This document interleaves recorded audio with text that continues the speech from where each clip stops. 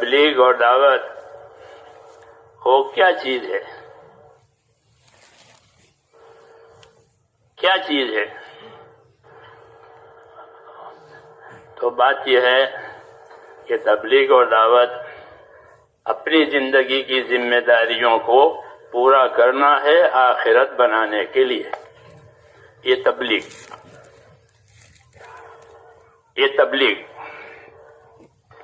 ہاں کہ اپنی زندگی کی ذمہ داریوں کو پورا کرنا ہے. کس لیے؟ کہ آخرت بنانے کے لیے.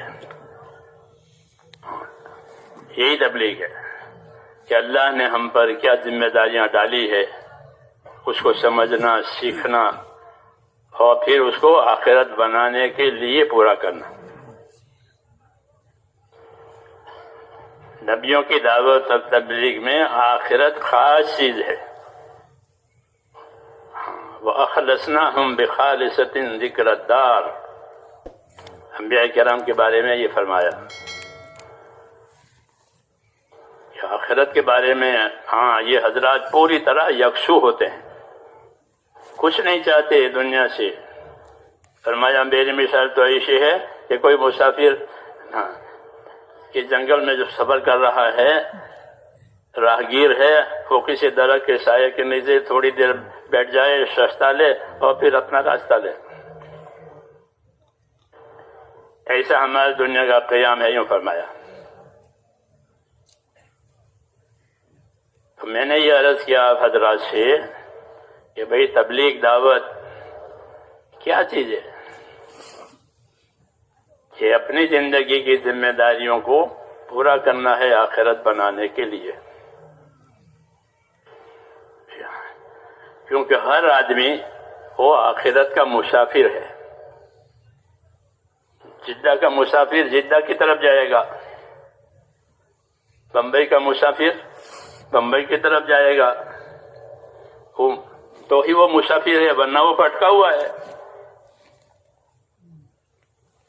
جی ہاں، اس لیے آخرت کا مسافر کہ وہ آخرت کی طرف جائے گا. آخرت ہی اس کی اپنی جگہ ہے، پھر وہاں سے واپسی نہیں ہے. مسافر کی واپسی ہوتی ہے، چاہے دنیا کا سفر کرے کہ دین کا سفر کرے، پھر واپس آتا ہے. مدار کی زندگی جہاں گزارنی ہے اس جگہ کو بناؤ. حضور صلی اللہ علیہ وسلم اپنی دعا میں یہ مانگتے تھے، اللہم اصلح لی دینی الذی هو عصمت امری واصلح لی دنیای التي فيها معاشی واصلح لی آخرتی التي فيها معادی واجعل الحیاة زیادة لی فی کل خیر واجعل الموت راحة لی من کل شر. کہ اللہ میری دنیا سنوار دے، میری دنیا سنوار دے. کیوں؟ کہ اس میں میری معاش اور میرا گزران ہے. ہر آدمی گزر رہا ہے تو صحیح سلامت گزر جاوے. کہ یہاں میرا معاش ہے، میرا گزارا ہے. پہلے تو کہا میرا دین سنوار دے، کہ میرے دین پر میرا سارا دار و مدار ہے. جی ہاں، کامیابی کا دار و مدار دین پر ہے. عصمت و امری کہ میری کامیابی، میری حفاظت، یہ اس کا دار و مدار میری دین پر ہے. اس لیے میرا دین سنوار دے، میری دنیا سنوار دے کہ اس میں میرا گزران ہے، اور آخرت میری سنوار دے کہ وہ میرا ٹھکانہ ہے. یہ دعا مانگی ہے. دعا اس لیے مانگی ہے کہ ہم کو دعا سکھانی ہے. آپ صلی اللہ علیہ وسلم نے ہم کو دعائیں سکھائی ہے کہ اللہ سے کیا مانگو گے. چھوٹے بچے کی طرح نہیں ایک ٹافی مانگ لی ہو گیا کام. بچے ہوتے ہیں نا، ٹافی دے دی چلو، کہ نہیں، کیا مانگنا ہے وہ بھی سکھایا، کیا کرنا ہے وہ بھی سکھایا. معلم الناس الخیر، نبی کہ لوگوں کو خیر کی باتوں کو سکھانے والا. وَيُعَلِّمُكُم مَّا لَمْ تَكُونُوا تَعْلَمُونَ. ہمارا نبی تم کو وہ باتیں سکھائے گا جو تم نہیں جانتے ہو. یہ احسان ہے اللہ تعالیٰ کا۔ تو میں یہ عرض کر رہا تھا میرے بھائیوں کہ بھئی تبلیغ کیا ہے، تو آپ حضرات نے سمجھ لیا نا کہ ہاں کہ اپنی زندگی کی ذمہ داریوں کو اس طرح پورا کرنا ہے کہ ہماری آخرت بن جاوے، کہ آخرت اصل ہے۔ جی ہاں، اس کے لیے اللہ نے ہم کو دین کا راستہ دیا ہے۔ تو ہمارا دین جو ہے میرے دوستو کوئی وقتی نہیں ہے یا کسی خاص شعبے سے اس کا تعلق ہو، ایسا نہیں ہے، بلکہ زندگی کی ہر حالت سے اس کا تعلق ہے۔ زندگی کی ہر حالت سے دین کا تعلق ہے، کھانا ہو، پینا ہو، کمانا ہو، تندرستی ہو، بیماری ہو، جو حالت ہو، جو حالت ہو، اس حالت سے دین کا تعلق ہے، یعنی دین کی اس میں رہبری ہے۔ تندرستی میں کیا کرو گے، بیماری میں کیا کرو گے، غریبی میں کیا کرو گے، مالداری میں کیا کرو گے، سفر میں، حضر میں اپنوں کے ساتھ کیا برتاؤ کرو گے، غیروں کے ساتھ کیا برتاؤ کرو گے، اللہ سے کیا معاملہ رکھو گے، پوری رہبری ہے حیات میں، حیات سے لے کر کے موت تک کی پوری رہبری ہے۔ اس لیے دین سیکھنا اور دین سکھانا یہ زندگی کا سب سے ضروری کام ہے، سب سے ضروری کام، کھانے پینے سے بھی زیادہ ضروری کہ اپنے دین کو سیکھو، سیکھنے کی صلاحیت پیدا کرو، یہ ہم پر ذمہ داری ہے۔ سیکھنے کی صلاحیت پیدا کرو، سیکھنے سے غافل مت رہو، اپنا دین سیکھو، کیونکہ دین کی مثال ایسی ہے جیسے روشنی، اجالا، تو آدمی اجالے کا محتاج ہوتا ہے۔ جی ہاں، ضرورت ہے زندگی میں اجالا، اس کی سب سے زیادہ ضرورت ہوتی ہے، اور دوسری چیز جس کی سب سے زیادہ ضرورت ہوتی ہے وہ پانی کی ضرورت ہوتی ہے، کہ پانی کے بغیر گزارا نہیں ہے، اور روشنی کے بغیر آسانی نہیں ہے۔ جی ہاں، اس لیے دین روشنی بھی ہے، نور، اللہ کی طرف سے آیا ہوا نور ہے۔ وَأَنزَلْنَا إِلَيْكُمْ نُورًا مُبِينًا، ہم نے تمہاری طرف ایک خاص، ایک کھلا ہوا نور اتار دیا، یعنی قرآن شریف۔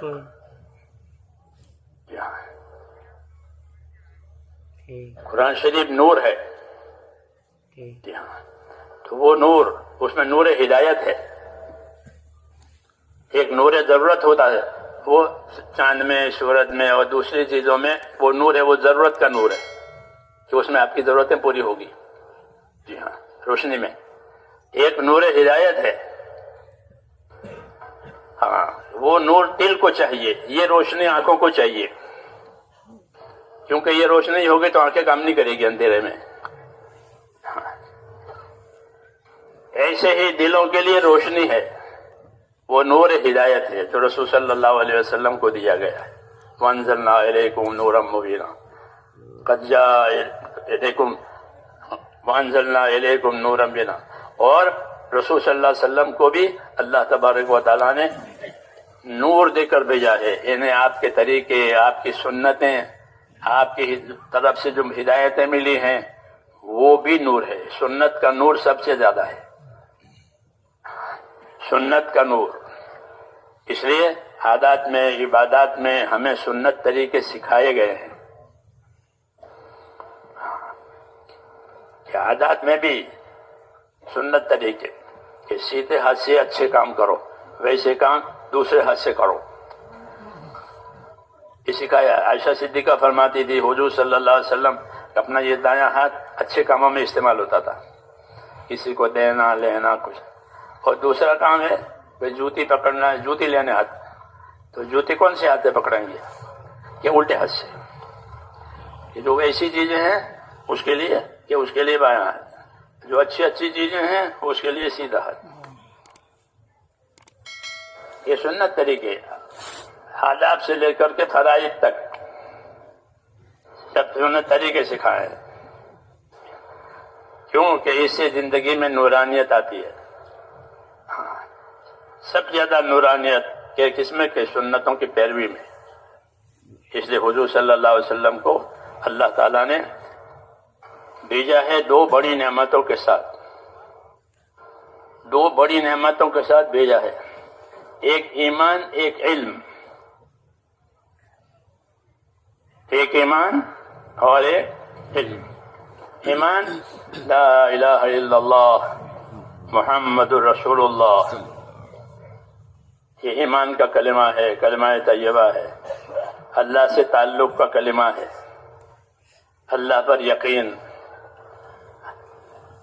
اللہ کی قدرت پر یقین، اس کے خزانوں کا یقین اس کلمے میں. اور یہ کہ نفع کا، نقصان کا، عزت کا، ذلت کا، جتنے حالات ہیں ان تمام حالات کا مالک اللہ ہے. وہ تمام حالات اللہ کی طرف سے آئیں گے، اللہ کی طرف سے اٹھا لیے جائیں گے.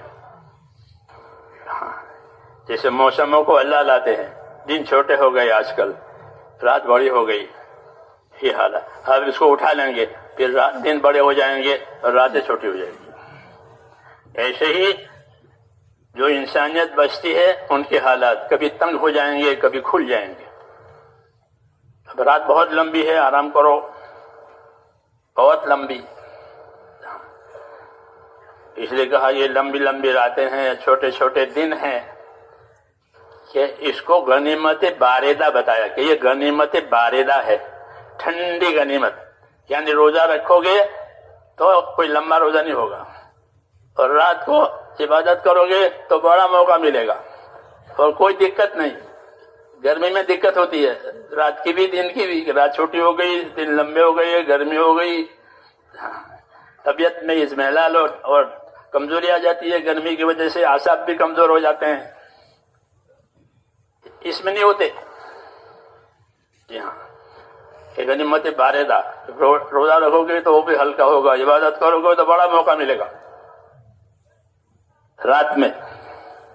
تو اللہ کی طرف سے حالات آتے ہیں، یہ کھول دیتے ہیں، حالات تنگ کر دیتے ہیں.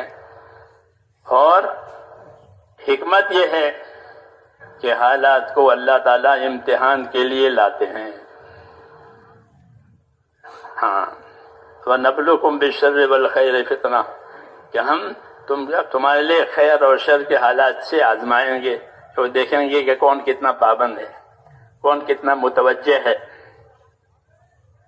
جی ہاں، کون کتنا متوجہ ہے مقصد کی طرف، کون کتنا پابند ہے مقصد پورا کرنے میں. یہ حالات میں رکھیں گے.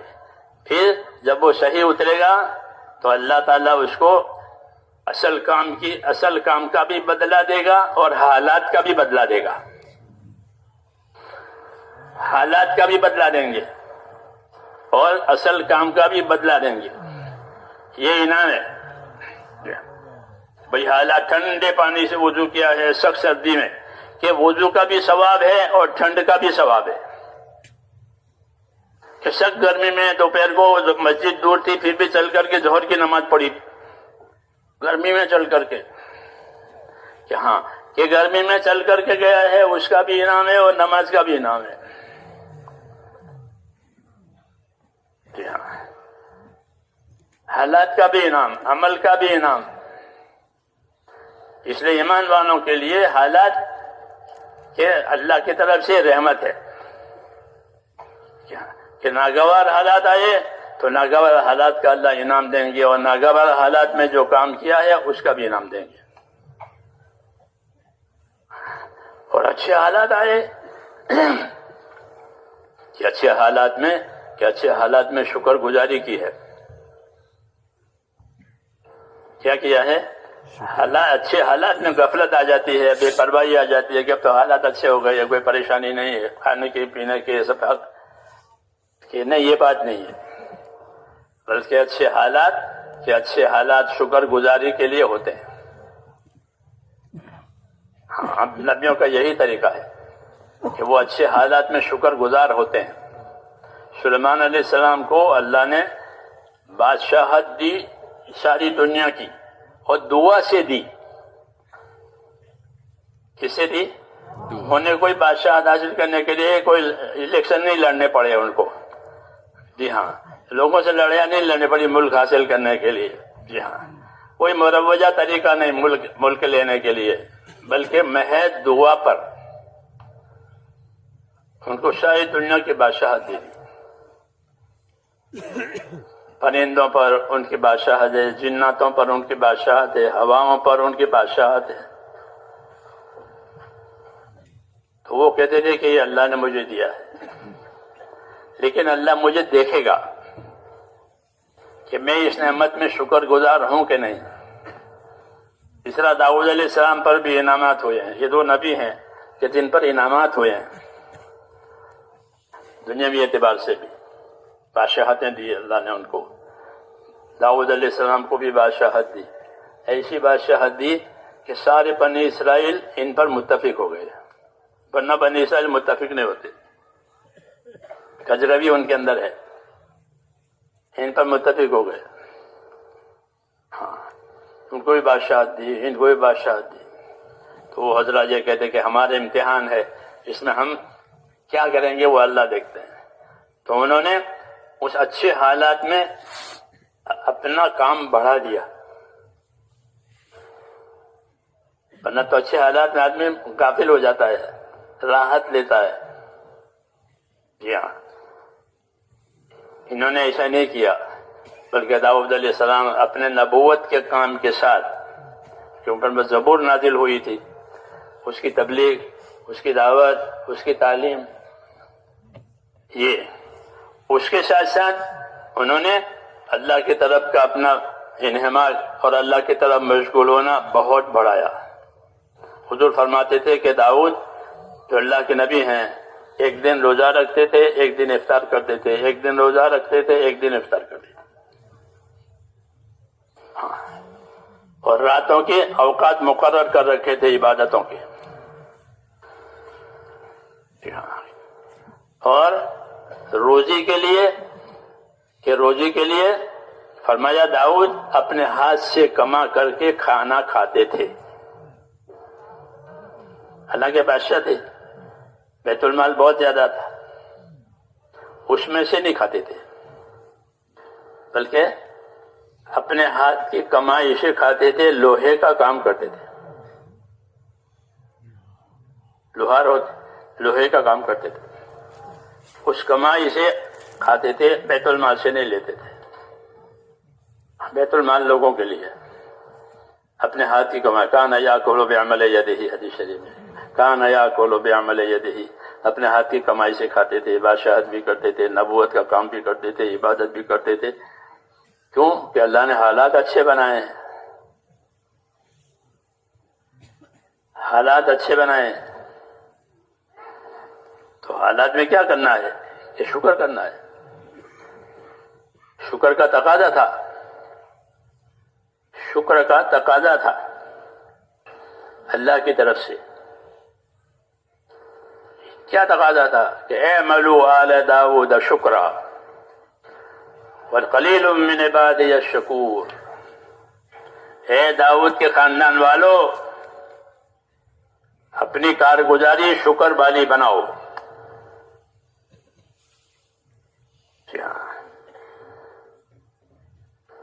کیا کرو کہ اپنی کارگزاری شکر والی بناؤ۔ اعملوا آل داود شکرا، کیوں؟ یہ تو حکم دیا اور ایک شکایت کی۔ شکایت کیا کی کہ وَقَلِيلٌ مِّنْ عِبَادِيَ الشَّكُورُ، میرے بندوں میں شکر گزار تھوڑے ہی ہیں۔ سرکاری رپورٹ، اس سے زیادہ سچی رپورٹ کیا ہوگی کہ اللہ خود کہہ رہا ہے کہ میرے بندوں میں شکر گزار تھوڑے۔ یہ آگاہ کیا ہے اللہ نے یہ چیزیں اتار کے کہ بھئی اچھے حالات میں شکر گزار بنو، میرے شکر گزار بندے تھوڑے ہی ہیں۔ جی ہاں، یہ بڑی دعوت ہے، بڑی تنبیہ ہے کہ میرے شکر گزار بندے تھوڑے۔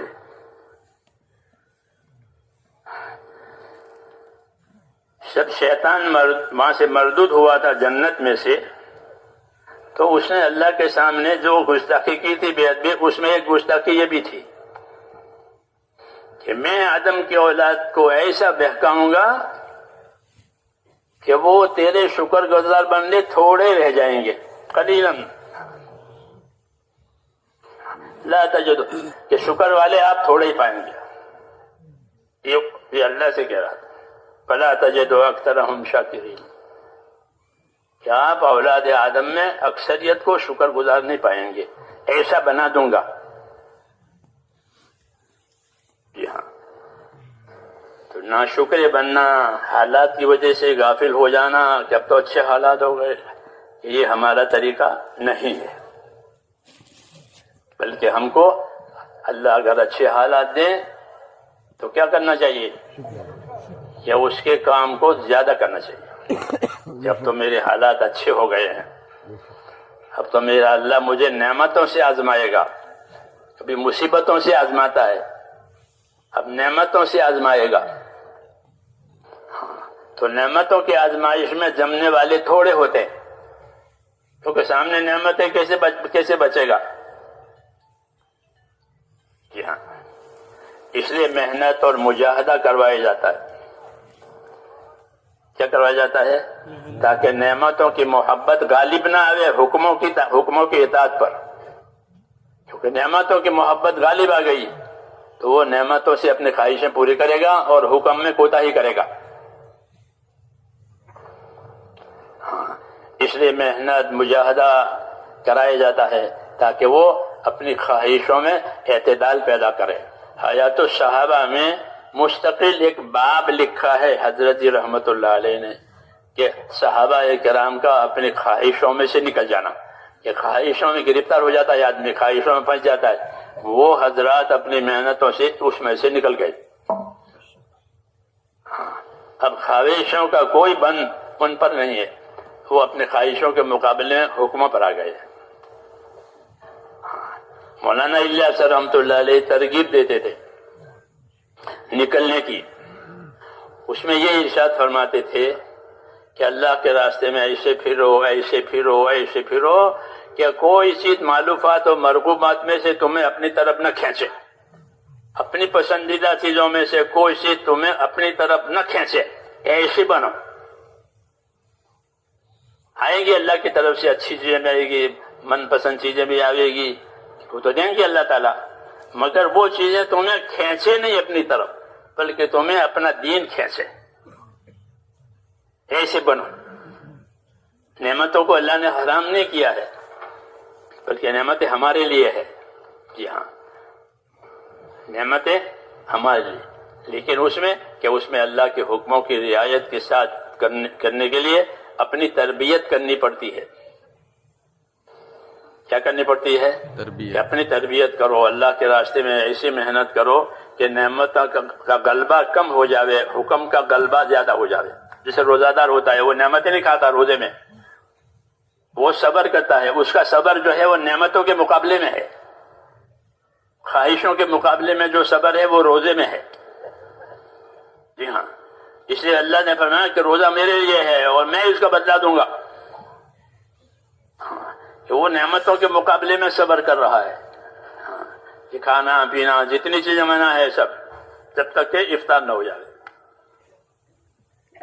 یہ تربیت کی بات ہے اللہ کی طرف سے. کیوں؟ کہ اس طرح ہونے سے دین آسان ہو جاتا ہے. دین آسان کہ اب کوئی چیز کھینچ نہیں رہی ہے. جی ہاں، نہیں تو پھر آدمی کا استقامت اور آدمی کی پابندی جو ہے وہ ٹوٹ جاتی ہے. جب محنت میں نہیں ہوتا تو وہ پابند بھی نہیں ہوتا. ہاں، فرائض غائب ہو جاتے ہیں، حرام میں پھنس جاتا ہے. کیوں؟ کہ پابندی کی طاقت نہیں ہے. حرام کے مقابلے میں صبر کرنا پڑتا، وہ صبر نہیں ہے تو حرام میں پھنس جاتا ہے. فرض ادا کرنے کے لیے طاقت چاہیے، وہ طاقت نہیں ہے تو فرض میں کوتاہی ہو جاتے ہیں، نماز قضا ہو گئی. اب اللہ پاک نے اس محنت میں یہ اثر رکھا ہے کہ جب یہ محنت صحیح ہوتی ہے تو اتنا تو ضرور ہوتا ہے کہ وہ فرائض کا پابند ہو جاتا ہے.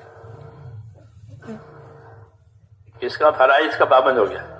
نمازی بڑھ گئے محنت سے ساری دنیا میں. حاجی بڑھ گئے، صدقہ خیرات کرنے والے بڑھ گئے، فرائض آیا، یہ بڑا انعام ہے۔ حرام سے بچنے والے پیدا ہو گئے، ہاں اپنی اپنی سمجھ صلاحیت کے مطابق دیکھ کہ یہ چیز میری زندگی میں حرام ہے تو نکال دیا اس کو۔ اور یہ بڑی بات ہے، بڑی بات اس وجہ سے ہے کہ کوئی آدمی اللہ تعالیٰ کا مقرب بندہ بن نہیں سکتا جب تک کہ اللہ کے فرائض کو اچھی طرح ادا نہ کرے۔ فرائض کو چھوڑے بغیر کوئی اللہ سے قریب نہیں ہو سکتا۔ سب سے زیادہ اللہ کی رحمتوں سے اور قبولیت سے قریب ہونے میں اللہ کے فرائض کو بڑا دخل ہے۔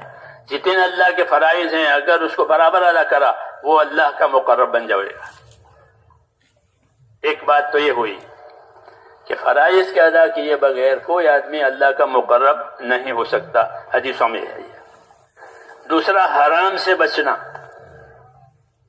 کہ حرام سے بچنا کہ یہ بڑی طاقت چاہتا ہے کس کے؟ ایمان کی۔ خدا کے خوف کے بغیر حرام سے بچنا آسان نہیں ہے۔ اللہ کا خوف ایسی چیز ہے کہ جو اس کو حرام سے بچاوے۔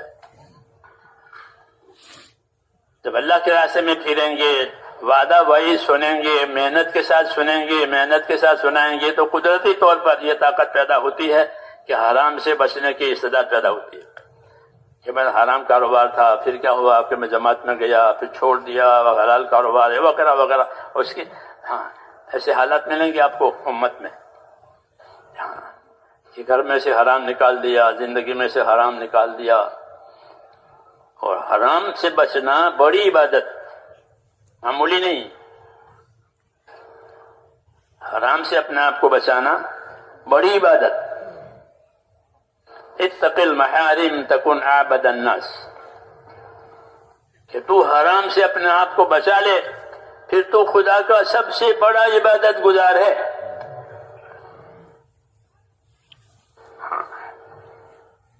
مختلف لائنوں کے حرام ہوتے ہیں، خالی شراب شوگر نہیں بلکہ مختلف لائنیں۔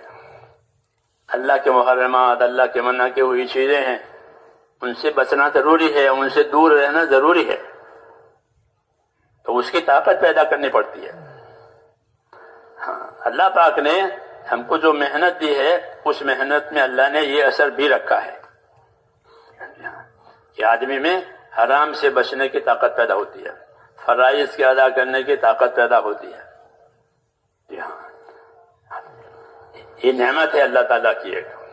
اس لیے میں نے کہا بھائی تبلیغ کیا کہ اپنی زندگی کی ذمہ داریوں کو پورا کرنا ہے آخرت بنانے کے لیے۔ اس لیے ان ذمہ داریوں کو سمجھنا اور سیکھنا، اتنے پر گزارا نہیں کر لینا ہے کہ میں نے وقت لگا دیا، بہت اچھا کیا وقت لگایا ہے۔ وقت لگانے سے کیا حاصل ہوا؟ صبح شام تک آدمی دکان میں بیٹھتا ہے، وقت دیتا ہے دکان کو تو دیکھتا ہے کیا کمایا، سال میں کیا کمایا۔ جی ہاں، محنت میں کیا ملا، تو اس محنت میں بھی ہمیں یہ دیکھنا ہمیں کیا ملا۔ ہاں، کہ آخرت کا رجحان ہمارے اندر پیدا ہو جائے۔ کیا پیدا ہو جائے؟ آخرت کا رجحان۔ ہاں، اللہ تعالیٰ نے ہم کو آخرت کے لیے پیدا کیا ہے۔ ان الدنیا خلقت لکم وانکم خلقتم للآخرہ، یہ فرمایا کہ دنیا اللہ نے تمہارے لیے پیدا کر دی ہے اور کسی کے لیے نہیں پیدا کی۔ جناتوں کے لیے، جانوروں کے لیے دنیا نہیں پیدا ہوئی ہے، ہمارے لیے پیدا ہوئی ہے۔ اور صرف پیدا ہی نہیں کی ہے بلکہ پیدا کر کے دنیا کو ہمارے کام میں لگایا ہے۔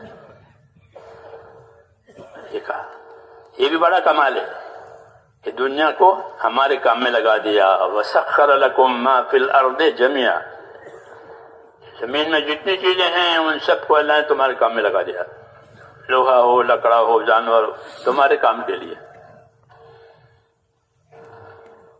جی ہاں، آسمان زمین سب آپ کے کام کے لیے، آپ کے لیے تابع ہیں، خدمت کے لیے، کوئی انکار نہیں گا۔ سمندر بھی آپ کے کام کے لیے۔ جی ہاں، وَسَخَّرَ لَكُمُ دانوں کے راستے سے روزی کماتے ہیں، سمندر کے راستے تجارتیں ہوتی ہے، نوکریاں ہوتی ہے، سمندر سے مچھلی بھی نکالتے ہیں، موتی بھی نکالتے ہیں، کیا بڑے بڑے کاروبار، بڑے بڑے جہاز چلتے ہیں. کیوں کیا جائے گی؟ اس نے عبادت کا حکم دیا ہے، مدد کا وعدہ کیا ہے، دعا کا حکم دیا ہے، قبول ہونے کا وعدہ کیا ہے.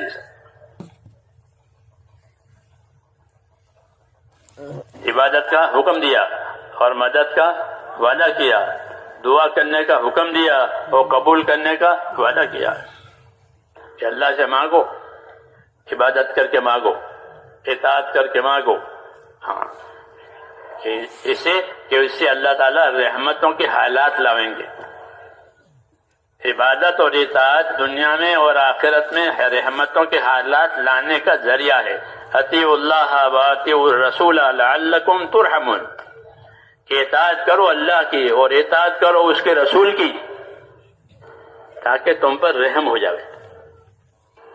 تو رحم کے اسباب یہ ہے دنیا میں بھی اور آخرت میں بھی، کہ ایمان اور ایمان کی غرض اور غایت کہ ایمان اللہ تعالیٰ نے اطاعت کے لیے دیا ہے کہ اللہ پر ایمان لا کر اس کے تابعدار اور اطاعت کرنے والے بنو. وما ارسلنا من رسول الا لیطاع باذن اللہ، کہ ہم نے جب کبھی دنیا میں کوئی رسول بھیجا ہے تو اس کے بھیجنے کی کوئی وجہ نہیں سوائے اس کے کہ وہ اللہ تعالیٰ کے بندوں کو اللہ کی اطاعت کی طرف لاوے. کیونکہ اطاعت کے بغیر جنت نہیں ملے گی. اطاعت کے بغیر جنت نہیں ہے، اور جنت نہیں ہے تو اور کیا ہے؟ یہ دوزخ. دوسری جگہ ہی نہیں ہے، تیسری کوئی جگہ نہیں ہے بیچ کی، یا جنت یا دوزخ بس. اس لیے اطاعت کا راستہ بتایا ہے. ہاں، اطاعت پر عمل کرنے کے لیے جان اور مال کی طاقت دی ہے. اس کی جان اور مال کی طاقت، اللہ ہر ایک کو جان کی طاقت بھی دیتے ہیں، اس کے مقدر کا مال بھی دیتے ہیں. یہ دونوں چیزیں اطاعت کرنے کے لیے اصل میں دی ہے. نافرمانی کرنے کے لیے کوئی نعمت نہیں دی ہے، اور نافرمانی کرنے کی کوئی جگہ بھی نہیں ہے زمین میں. زمین میں نافرمانی کرنے کی کوئی جگہ نہیں ہے. ہمارے لیے تو حضور صلی اللہ علیہ وسلم نے یہ بشارت دی ہے کہ میری امت کے لیے پوری زمین مسجد بنا دی گئی ہے. ہمارے لیے پوری زمین مسجد ہے. یہ تو ایک بات ہوئی. پھر مسجد کیا چیز ہے؟ مسجد کیا چیز ہے؟ تو یوں کہیں کہ مسجد جو ہے وہ آخرت کے بازار ہیں. آپ کتابیں پڑھو گے تو میں نے کہا کہ مسجد کیا ہے؟ کہ مسجدیں آخرت کے بازار ہیں. دنیا میں لوگ بازار میں جاتے ہیں، اپنی حاجت راحت کی چیز لے آتے ہیں کہ بھائی اس کی ضرورت ہے، اس کی راحت کے لیے ضرورت. کبھی راحت کی وجہ سے لاتے ہیں، کبھی ضرورت کی وجہ سے لاتے ہیں. تو بازار میں سے چیزیں راحت ضرورت کے لیے لائی جاتی ہے. تو مسجد میں سے اپنی راحت ضرورت کا سامان لے لو. تو مسجد میں ایمان ہوتا ہے، مسجد میں عبادت ہوتی ہے، مسجد میں اخلاق ہوتے ہیں. جی ہاں، مسجد کا یہ موضوع ہے. تو ہماری تو ساری زمین مسجد، جہاں چاہو نماز پڑھ لو. پانی نہیں ہے تو اسی زمین میں تیمم کر لو. ہاں، تو ساری زمین کو اللہ پاک نے مسجد بنایا. تو گویا ہماری زندگی مسجد والی. کیا والی؟ مسجد والی. مسلمان کی زندگی مسجد والی. ہاں، کہ وہ صبح سے شام تک اور شام سے صبح تک وہ اللہ کی اطاعت اور عبادت میں رہتا ہے، اور اس کو عبادت اور اطاعت کے طریقے بتائے ہیں. ان طریقوں پر عمل کرنے کی وجہ سے وہ چیز عبادت بن جاتی ہے. اس لیے ان طریقوں کا سیکھنا ضروری قرار دیا. حضور صلی اللہ علیہ وسلم ایمان اور علم لے کر آئے ہیں. کیا لے کر آئے؟ ایمان اور علم. ایمان سے اللہ رسول سے تعلق. پھر اس تعلق کا کیا حق ہے؟ ہر تعلق کے حقوق ہوتے ہیں. ہر تعلق کے حقوق ہوتے ہیں. بیوی سے تعلق ہے تو بیوی کا حقوق ہے، اولاد سے تعلق ہے تو اولاد کے حقوق ہیں، زمین جائیداد سے تعلق ہے تو اس کے حقوق ہیں. ہر تعلق حقوق مانگے گا. تو اللہ رسول سے بھی تعلق ہے کہ ہاں کہ اللہ کی عبادت کی جائے گی اور رسول صلی اللہ علیہ وسلم کی تابعداری کی جائے گی اس عبادت میں. یہ حق ہے. حضرت معاذ رضی اللہ تعالیٰ عنہ سے حضور نے پوچھا کہ معاذ آپ کو معلوم ہے اللہ کا کیا حق ہے؟ کہ مجھے کیا معلوم، آپ بتائیں گے. ہاں تو فرمایا کہ اللہ کا حق یہ ہے کہ اسی کی عبادت کی جائے گی، اس کے ساتھ کسی کو شریک نہیں کیا جائے گا. تو زندگیوں کو عبادت بنانا اور اپنی رہائش کو مسجدیں سمجھنا، جی ہاں، تاکہ اس سے آخرت بنے. تو میں نے کہا کہ آخرت بنانے کے لیے اللہ نے ایمان دیے، اور پھر اس ایمان کے حقوق پہچاننے کے لیے اللہ نے نبی صلی اللہ علیہ وسلم پر علم اتارا. کیا اتارا؟ نبی پر علم اترتا ہے. وہ علم رہبری کرتا ہے زندگی کے مختلف حالات میں کہ اب کیا کرنا ہے، اب کیا کرنا ہے، کس چیز سے بچنا ہے، کس چیز کو کم کرنا، کس چیز کو زیادہ کرنا، کس نیت سے کرنا، کس طریقے سے کرنا. یہ نبی کی رہبری ہوتی ہے. اس میں علم کی رہبری، اس علم کا ہونا زندگیوں میں فرض ہے. اس نے کہا کہ علم سیکھنا ہر مسلمان پر فرض ہے. جو چیز اس پر فرض ہوئی اس کا علم فرض ہو گیا. نماز فرض ہوئی تو نماز کا علم فرض ہو گیا کہ نماز کیسے صحیح ہوگی، نماز کیسے بگڑے گی، نماز کی کیا فضیلت ہے، نماز پڑھوں گا تو کیا ملے گا. اس یقین کے ساتھ، اس ترتیب کے ساتھ نماز پڑھے، مالدار ہو گیا. کیا ہو گیا؟ مالدار ہو گیا. یہ زکوٰۃ کا علم فرض ہو گیا. زکوٰۃ دینی ہے، کتنی دینی ہے، کس کو دینی ہے، کب دینی ہے، کس مال سے دینی ہے، یہ فرض ہے. زمانے کے رواج کے مطابق کوئی کام کر لینے سے وہ عمل نہیں بنتا، وہ رواج بنتا ہے. اللہ کا حکم ہو، نبی کا طریقہ ہو، نیت میں اخلاص ہو، اس سے بنتا ہے عمل. اس سے عمل بنتا ہے، نہیں تو رواج پر کچھ نہیں ملتا. رواج میں غفلت ہوتی ہے. تو جو چیز ہم پر میرے دوستو فرض ہو جائے اس کا علم فرض ہے، نہیں تو وہ جہالت سے ادا کرے گا، وہ قابل قبول نہیں ہے. ایک عرضی بھی آپ غلط لکھ لاؤ تو وہ رد کرے گا، یہ صحیح نہیں ہے، ٹھیک کر کے لاؤ. کونٹر والا یوں کہ کیوں کہ وہ عرضی غلط لکھی ہے. تو غلط چیز کی کوئی قیمت ہوتی نہیں ہے. اس لیے اپنے عمل کو سنوارنے کے لیے ہم کو اللہ تعالیٰ نے علم دیا ہے، اور اپنے عمل کی قدر کرنے کے لیے فضائل کا علم دیا، اور عمل کو صحیح کرنے کے لیے مسائل کا علم دیا، تاکہ ہم دونوں کو سیکھ کر کے اپنے عمل سے اپنی آخرت بنائیں. دوسری بات ہے کہ ہماری زندگی سب کی ملی جلی ہے. جی ہاں، انسان ایسی مخلوق ہے کہ پیدا ہوتے ہی اس کے تعلقات پیدا ہو جاتے ہیں. پیدا ہوتے ہی اس کے تعلقات پیدا ہو جاتے ہیں. حیوانوں کے تعلقات نہیں پیدا ہوتے، انسانوں کے تعلقات پیدا ہوتے ہیں. جی ہاں، حیوانوں کے نہیں ہوتے.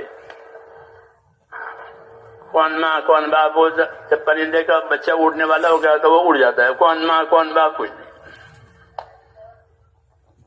اس طرح ہر جانور میں. آپ کا ایسا نہیں ہے، آپ سے بہت تعلقات ہیں،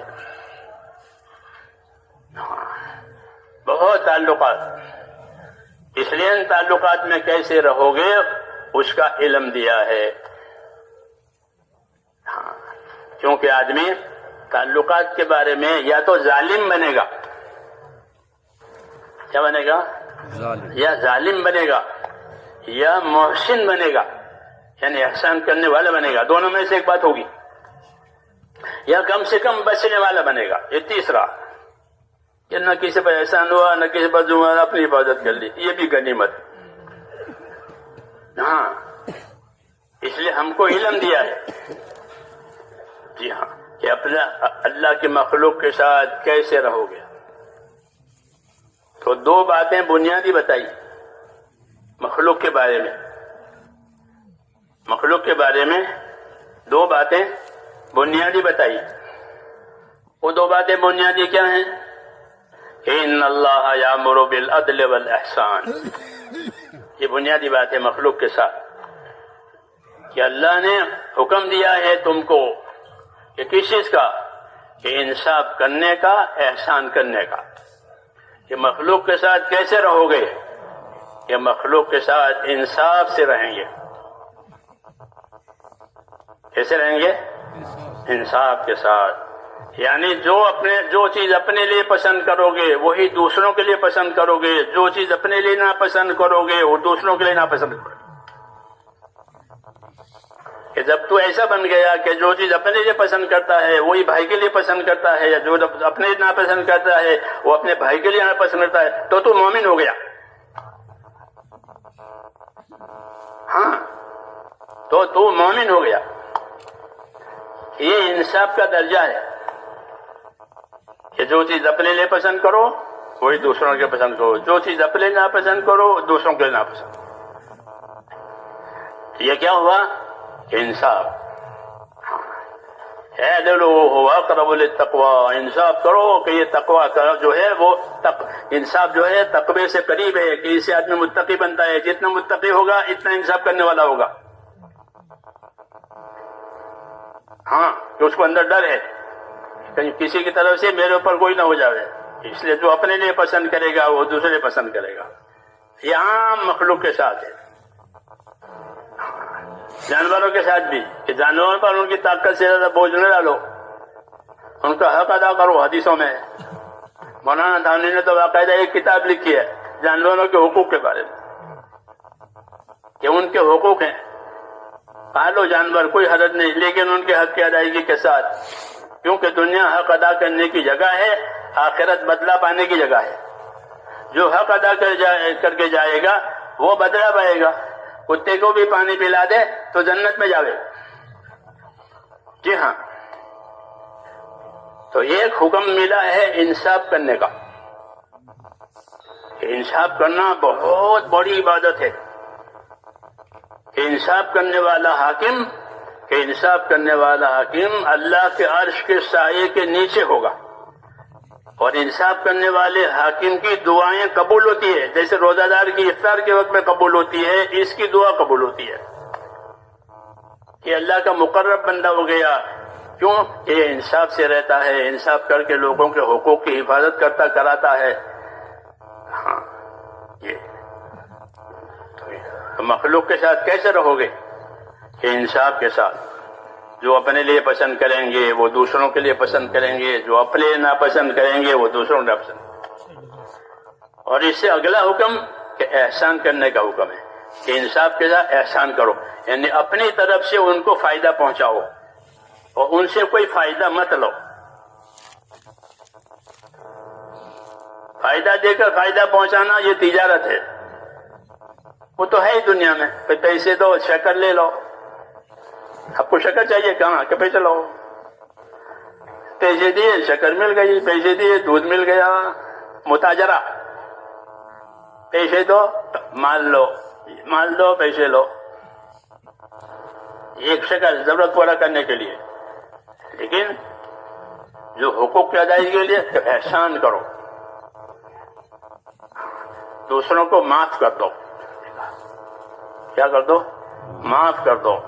معاف کرنا احسان ہے، بدلہ لینا جائز ہے، معاف کرنا احسان ہے، کہ معاف کرنا سیکھو، معافی دو لوگوں کو، درگزر کرو، اپنے سینوں کو صاف رکھو معاف کر کے۔ تو معاف کرے گا تو سینہ صاف ہو جائے گا، اب دل میں کچھ نہیں ہے، معافی ہو گئی، احسان۔ ایسے ہی اپنی جان مال سے دوسروں کو نفع پہنچاؤ، ان سے نفع کی امید مت رکھو۔ یہ مخلوق کے ساتھ انصاف کے ساتھ رہنا، احسان دو طریقے سے ہوتے ہیں، دینی بھی دنیاوی بھی۔ دنیاوی احسان تو مشہور معروف ہے، بھائی کھلاؤ پلاؤ، ضرورت مند ہے ضرورت پوری کرو، تکلیف میں ہے تو اس کی تکلیف دور کرو، یہ ہے، اس کا رواج ہے دنیا میں۔ اور دینی احسان، کہ دین احسان ہے کہ اس کے ساتھ احسان کرو اور اس کو دین سکھاؤ، دین سے دور ہے تو دین پر لاؤ، دین سے دور ہے بھائی تو کیا کرو کہ اس کو دین پر لاؤ، یہ اس کے ساتھ احسان ہے، یہ اس کے ساتھ احسان ہے کہ سمجھا بجھا کر اس کا اکرام کر کے نرمی سے اس کو دین کے راستے پر ڈال دیا، کہ یہ بڑا احسان کیا، اس کو دوزخ سے بچایا۔ کس سے بچایا؟ خدا نے کہا بے دینی ہوتی تو وہ دوزخ میں چلا جائے گا، اب اس کو دوزخ سے نکالا۔ یہ نبیوں کا کام ہے کہ وہ لوگوں کو دوزخ سے بچاتے ہیں۔ حضور فرماتے تھے کہ یار تمہیں کیا ہو گیا، میں تمہاری کمر پکڑ کر کے بچاتا ہوں دوزخ سے، تم ہے کہ میرے ہاتھ سے چھٹک جاتے ہو۔ تو دوزخ سے بچانا سب سے بڑا احسان ہے کہ لوگ دوزخ سے بچ کر کے جنت کے راستے پر آ جائیں، اس سے بڑا کوئی احسان نہیں۔ حضور صلی اللہ علیہ وسلم کو اس احسان کی تعلیم دی ہے اور آپ نے ہم کو اس احسان کی تعلیم دی ہے کہ لوگوں کو دوزخ سے بچاؤ، ایمان سکھا کر، اعمال سکھا کر، اخلاق سکھا کر، ان کے حق میں دعا مانگ کر، ان کے لیے ہدایت کی دعا مانگو، ان کے لیے ہدایت کی دعا مانگو، کہ دعا مانگنا بھی احسان ہے۔ جیسے حضرت عمر کے لیے دعا مانگی، حضور صلی اللہ علیہ وسلم نے حضرت عمر کے لیے دعا مانگی۔ حضرت عمر تو آپ کو قتل کرنا چاہتے تھے، تو قتل کرنے والے کے لیے دعا مانگی، وہ دعا ان کے حق میں قبول ہو گئی۔ ہاں، ورنہ مخالف ہے کہ مخالفت زیادہ شدید نہیں ہے، مخالفت یہ چیز زیادہ مشکل نہیں ہے، مخالفت والا تو سدھر جائے گا۔ ضدی آدمی کے لیے مسئلہ مشکل ہے، مخالف نہیں ہے، ضدی ہے، عناد کہتے ہیں اس کو، کہ جس کی طبیعت میں عناد اور ضد ہوگی کہ اس کا سنورنا مشکل، وہ نامراد ہوگا، اس کو ہدایت فائدہ نہیں دیتی کیونکہ وہ ضدی ہے۔ تو خواب کل جبار عنید، کہ جتنے زبردست ضدی ہیں یہ سب نامراد ہوں گے۔ چنانچہ جتنے نامراد ہوئے ہیں وہ اس بیماری سے نامراد ہوئے ہیں، ابو جہل ہوا، ابو لہب ہوا، اور دوسرے اسلام کے ہر زمانے میں، کہ ان کی ضد ان کو نامراد بنائے گی۔ ہاں، شیطان کی ضد ہے سب سے زیادہ، ہاں، کہ وہ تو قیامت تک لعنت ہی میں ہے وہ۔ ورنہ کہ مخالف ہے کہ کوئی بات نہیں، مخالف تو آ جائے گا، اس کو ماحول ملے گا، اس کے ساتھ احسان ہوں گے، اخلاق ہوں گے، تو اللہ تعالیٰ اس کی مخالفت کو دوستی سے بدل دے گا۔ اس کے لیے احسان اور اخلاق کی صفت دی ہے کہ احسان اور اخلاق کی صفت جب مسلمان میں آ جائے گی تو وہ اپنے دشمن کو دوست بنائے گا، اس کا یہ برتاؤ احسان کا کہ دوسروں کو دوست بنا دے گا، اس کی دشمنی ختم ہو جائے گی۔ ادفع باللتی ہی احسن فإذا الذي بينك وبينه عداوة كأنه ولي حميم، کہ برائی کا بدلہ بھلائی سے دو، اس کو برائی کا دفع کرو بھلائی سے، تو ایسا تمہارا برتاؤ احسان کا ہوگا تو جو تمہارا دشمن ہے وہ تمہارا دوست ہو جائے گا۔ یہ انعام ہے اللہ تعالیٰ کا۔ جی ہاں، کہ محبت پیدا ہو جائے گی، اور محبت ایمان کی برکات میں سے ہے کہ جب ایمان پھیلتا ہے تو محبتیں پھیلتی ہے۔ ان الذين آمنوا وعملوا الصالحات سيجعل لهم الرحمن ودا، کہ ایمان اور اعمال کہ اس کا اثر یہ ہے کہ مودت اور محبت پیدا ہوگی، اور محبت کے بعد سارے کام آسان ہو جاتے ہیں، بغیر محبت کے سارے کام مشکل پڑتے ہیں، اور محبت میں سارے کام آسان۔ ماں اور باپ کو محبت ہوتی ہے تو وہ اپنے بچوں کی طرف سے کوئی مشکل ہے، میرے بچے ہیں میرے بچے ہیں، دوا نہیں ہے کہ ہاں بیٹا، یہ کتابیں نہیں ہے کہ ہاں بیٹا، فلاں چیز نے پڑھنے ہے کہ ہاں بیٹا، سب چیزوں میں ہاں، کیوں؟ محبت ہے۔ تو اللہ نے وعدہ کیا ہے کہ محبت کی فضا ایمان اور عمل سے ہوگی، جیسے صحابہ کرام جن میں محبت پیدا ہوگی، پہلے دشمن تھے، قبیلے کا جواب ختم ہو گیا۔ تو حالات کے بدلنے کا تعلق سب سے زیادہ دین سے ہے، کہ جب دین آئے گا اللہ حالات بدلیں گے۔ مدینہ منورہ ایک بیماری تھی، وہ مشہور تھی عرب میں، اس کو حما یثرب کہتے تھے. یثرب مدینہ منورہ کا پرانا نام ہے جو بعد میں بدل دیا گیا. مدینہ کے لوگ یثرب سے پہچانتے تھے. اس کا ترجمہ اچھا نہیں ہوتا تو اس کو بدلا گیا. تو اس جاہلیت کے زمانے میں اس بخار کو کہتے تھے حما یثرب. یثرب کا بخار وہ بہت سخت ہوتا تھا. مہاجرین بھی جب گئے تو ان کو بخار ہو گیا اور کمر توڑ بخار.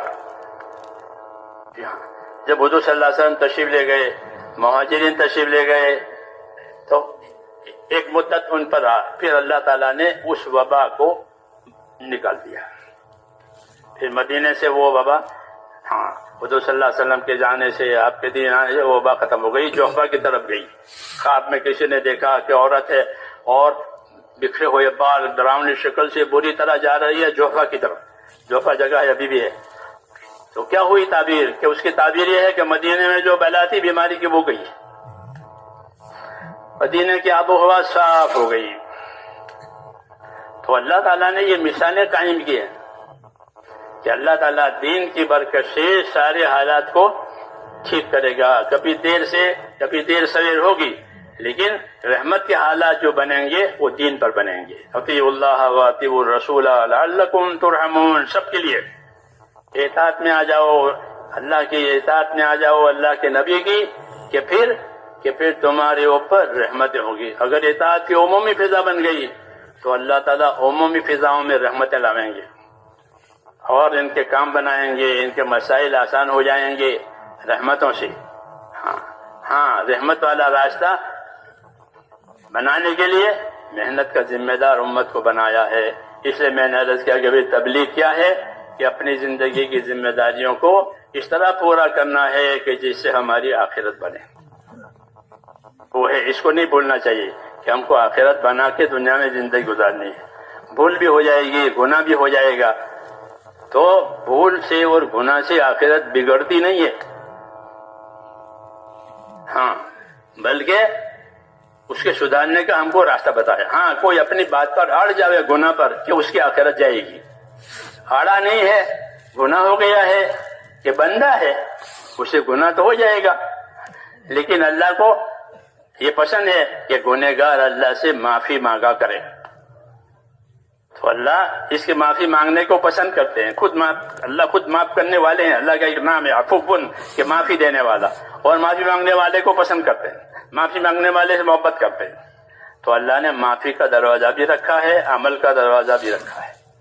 ان دونوں کے مجموعے سے اللہ تعالیٰ جو ہے دنیا کے حالات بھی ٹھیک کریں گے, آخرت کے حالات بھی ٹھیک کریں گے. لیکن ہم کو اپنی ذمہ داری پوری کرنے کا ذمہ دار بنایا ہے کہ ہم سے مدد مانگو اور ذمہ داری پوری کرو, ہم سے مدد مانگو اور ذمہ داری پوری کرو. استغاثہ ہوگا تو استجابہ ہوگا. استغاثہ کہتے ہیں اللہ سے فریاد کرنے کو. کیا کرنے کو؟ اللہ سے فریاد ہے. اللہ سے فریاد کی ہے کہ اللہ تعالیٰ فریاد رسی کریں گے, یعنی تمہاری فریاد کو دور کریں گے. اسے حکم ملا ہے کہ دعا بھی کرو, اور دعا کرنے کا حکم دیا ہے اور قبول کرنے کا وعدہ کیا ہے. اس لیے ہم اپنے کام کے لیے اپنی محنت کو, نبی صلی اللہ علیہ وسلم کے طریقوں کو, اس کو ملحوظ رکھتے ہوئے پھر دعا بھی مانگیں گے. کہ دعا مومن کا ہتھیار ہے. دعا کیا ہے؟ کہ دعا مومن کے واسطے اللہ نے ایک ہتھیار دیا ہے. مسافر کو, جنگل میں جانے والوں کو اپنے پاس کچھ ہوتا ہے, لکڑی ہوتی ہے, ہتھیار. کوئی بات پیش آ گئی تو ہتھیار ہوتا ہے. تو حالات کا مقابلہ کرنے کے لیے دعاؤں کا ہتھیار دیا ہے کہ تمہارے پاس حالات آئیں گے تو کیا کرو کہ دعا مانگیں گے. کہ بیماری آئی تو یونس علیہ السلام نے دعا مانگی تو بیماری اچھی ہو گئی. اور کہ فرعون کے ظلم ہوئے تو موسیٰ علیہ السلام نے دعا مانگی. کہ اولاد نہیں ہے تو زکریا علیہ السلام نے دعا مانگی. تو دعاؤں سے بڑے بڑے مسئلے حل کروائے نبیوں نے. اس کے قصے قرآن پاک میں, اس کے قصے قرآن پاک کے دعاؤں سے اللہ نے بڑے عیسیٰ علیہ السلام نے آسمان سے دسترخوان اتروایا دعا مانگ کر کے. ان کے ساتھیوں نے کہا تو آسمان سے دسترخوان اترا. تو دعاؤں سے اللہ نے بڑے بڑے کام کیے ہیں. کہ جب دین کی محنت اور دعا ہوگی تو بس یہ ایسا ہو گیا کہ کھیتی بھی کی، پانی بھی دیا، کھاد بھی دیا، کے بعد اب فصل ہونے والی ہے، اب فصل آنے والی ہے۔ ایسے ہی ہم نے کام کیا، پھر دعا مانگی کہ اب قبولیت آنے والی ہے۔ اس لیے نبیوں کے ہاں اپنا دین کا کام، اور پھر اپنے گناہوں کی معافی کے ساتھ اللہ سے دعائیں مانگنا۔ ہر کام کے لیے دعا مانگو، ہر کام کے لیے دعا مانگو۔ ہاں، یہ دعا مانگنے سے تمہارے مسئلے حل ہو جائیں گے۔ نبیوں کے پاس دعا ہوتی تھی، اپنا کام ہوتا تھا، دعا ہوتی تھی، اپنا کام ہوتا تھا۔ ہاں، کہ کوئی بے کسی آئی کہ بے کسی میں دعا مانگی۔ ہاں، نوح علیہ السلام نے دعا مانگی، یا اللہ اتنے سال ہو گئے کوئی میری سنتا نہیں، بڑی بے کسی ہے، انی مغلوب فانتصر، میں مغلوب ہو گیا ہوں، مجھے دبا دیا گیا ہوں، اب تو بدلہ لے لے۔ تو اللہ نے بدلہ لے لیا۔ موسیٰ علیہ السلام دعا مانگی، پھر ان سے ڈر کر آئے تھے، بھاگ کر کے مصر سے راستہ بھول گئے، مدین کے راستے پر آ گئے، راستہ بھی نہیں ہے، مسافر ہے، کھانا بھی نہیں ہے۔ تو اب بھی دعا مانگی، رب انی لما انزلت الی من خیر فقیر، اے اللہ یہ میں سال میں ہوں، تیرے طرف سے جو بھی خیر آئے آج مجھے اس کی ضرورت ہے۔ تو دعا پر ان کے سارے مسئلے ہو گئے۔ ہاں، یہ دعا پر ٹھکانہ ہو گیا۔ شعیب علیہ السلام کے گھر چلے گئے، ان کی بیٹی سے شادی بھی ہو گئی، نوکری بھی مل گئی۔ پردیش میں جاب چاہیے نا، جاب، یہ پردیش میں جاب چاہیے۔ ہاں، وہاں تو کوئی خاندان ہے نہیں، تو لوگ پردیش جاتے ہیں، جاب تلاش کرتے ہیں۔ تو اب ان کو جاب بھی مل گیا۔ ہاں، کہ تم ہماری بکریاں چراؤ گے 20 منٹ بعد۔ ہاں، کتنے سال کے؟ 8 سال۔ ہاں، تو 8 سال کی گارنٹی ہو گئی۔ اس سے آگے کہ بیوی بھی مل گئی، شعیب علیہ السلام نے اپنی بیٹی کا نکاح بھی کر دیا۔ پھر آخر میں نبوت بھی مل گئی، اور کیا چاہیے؟ ہاں، وہاں سے فارغ ہو گئے تو اللہ نے نبوت دے دی۔ ایسا یہ دعا مانگی، رب انی مغلوب فانتصر، بڑی زبردست دعا ہے۔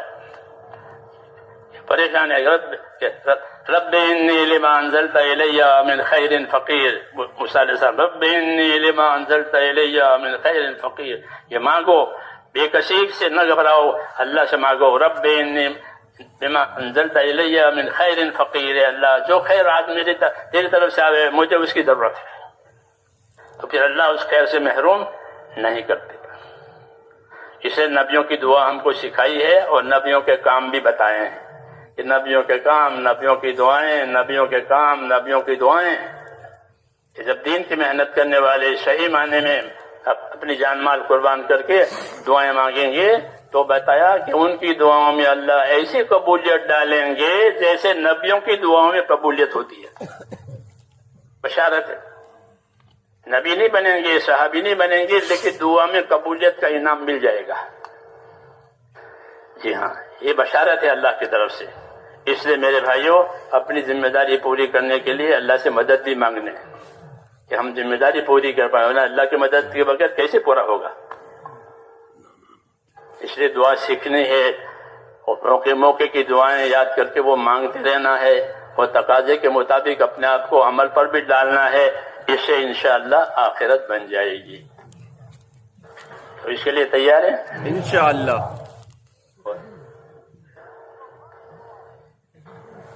اب دعا مانگنی ہے۔ ہاں، دعا جو ہے امیدوار بن کے مانگنا، نا امید بن کے نہیں مانگنا۔